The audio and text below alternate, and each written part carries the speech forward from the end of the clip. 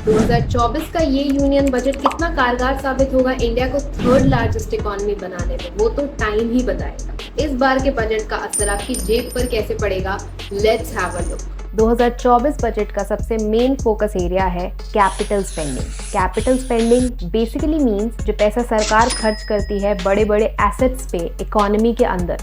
For example roads, railways, ports, building बनवाना, bridges बनवाना etcetera. इस साल के बजट में कैपिटल स्पेंडिंग को पिछले साल के मुकाबले बढ़ाया गया है। पिछले साल के कंपैरिजन में सरकार इस साल 3.8% ज्यादा पैसा खर्च करेगी, in total 11 lakh crore rupees. As a percent of GDP देखा जाए तो ये इंडिया के जीडीपी का 3.4% होता है। नो डाउट अगर इंफ्रास्ट्रक्चर डेवलपमेंट देखने को मिलेगा देश में तो ज्यादा जॉब्स भी क्रिएट होंगे, और जॉब्स क्रिएट करना हमेशा से एक प्रेशर रहा है बीजेपी गवर्नमेंट के ऊपर। Out of 11 lakh crore rupees सरकार सबसे ज्यादा पैसे डिफेंस को एलोकेट कर रही है।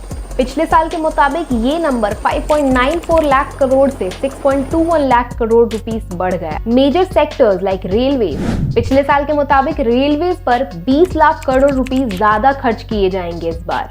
एग्रीकल्चर सेक्टर में इस साल सरकार ने 1.52 लाख करोड़ रुपीस एलोकेट किए हैं, और साथ ही 109 नए high quality climate resilient seeds release करने की भी बात कही है। एजुकेशन, एम्प्लॉयमेंट और स्किल डेवलपमेंट के लिए सरकार ने 1.48 लाख करोड़ रुपीस एलोकेट किया है, और साथ ही यूथ एंड एम्प्लॉयमेंट के लिए कई स्कीम्स इंक्लूड किए गए हैं, जिसमें इंटर्न्स और एम्प्लॉयज को इंसेंटिव देने से लेकर हायर एजुकेशन के लिए up to 10 lakh rupees financial assistance तक की बात की गई है। सरकार के मुताबिक इन स्कीम्स का मोटिव लगभग 20 लाख युवाओं को आने वाले 5 सालों में स्किलफुल बनाने का है। सरकार के मुताबिक इस स्कीम से लगभग 210 लाख यूथ को इससे फायदा होगा। इन सब के अलावा कुछ ऐसी चीजें जिनके दाम बढ़े दिखेंगे आपको मार्केट में, जैसे नॉन बायोडिग्रेडेबल प्लास्टिक, जिन पर टैक्स बढ़ाया गया है 25% की दर से। टेलीकॉम इक्विपमेंट पे लगने वाले टैक्स 10% से 15% बढ़ाए गए हैं। वहीं cancer medicine, mobile phones, mobile chargers, leather good और सी फूड जैसी चीजें अफोर्डेबल हो जाएगी मार्केट में। गोल्ड और सिल्वर पे लगने वाले टैक्स 6% से रिड्यूस कर दिए गए हैं। वहीं प्लैटिनम पे लगने वाला टैक्स 6.4% से रिड्यूस कर दिया गया है। साथ ही कैंसर ट्रीटमेंट मेडिसिन पे कस्टम ड्यूटी टैक्स को बिल्कुल ही हटा दिया गया है। अब बात करते हैं टैक्स रिजाइन की, जो कि मिडिल क्लास लोगों के लिए बहुत इंपॉर्टेंट है जानना।